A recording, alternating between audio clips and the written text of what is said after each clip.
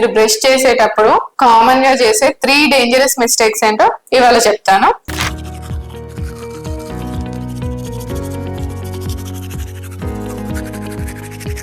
మీరు మీ పళ్ళను తోముతున్నారా లేదా గోడలకు సున్నం వేస్తున్నారా? చాలా మంది పళ్ళు తెల్లగా అయిపోవాలని గట్టిగా రుద్దేస్తూ ఉంటారు, కానీ మీరు మీ పళ్ళకి చేసే అతి పెద్ద అన్యాయం అదే. Mistake number 1, hard brushing. పళ్ళని గట్టిగా తోమడం వల్ల పైనుండే మురికి పోదు, పైనుండే ఎనామిల్ అరిగిపోతుంది. సో దాని వల్ల మీకు సెన్సిటివిటీ వస్తుంది. సో ఎప్పుడైనా సాఫ్ట్ లేదా అల్ట్రా సాఫ్ట్ బ్రష్ వాడండి. మిస్టేక్ నెంబర్ 2, గంటల తరబడి బ్రష్ చేయడం. కొంతమంది 10 నిమిషాలు పళ్ళను తోముతూనే ఉంటారు, నిజానికి 2 నిమిషాలు సరిపోతుంది. అంతకంటే ఎక్కువ తోమితే మీ చిగుర్లు డ్యామేజ్ అయిపోతాయి. సో పళ్ళని సర్క్యులర్ మోషన్ లో నిదానంగా బ్రష్ చేసుకోండి. మిస్టేక్ నెంబర్ 3, మీ బ్రష్ బ్రిజిల్స్ కూడా ఇలా పక్కకు వంగిపోయాయా?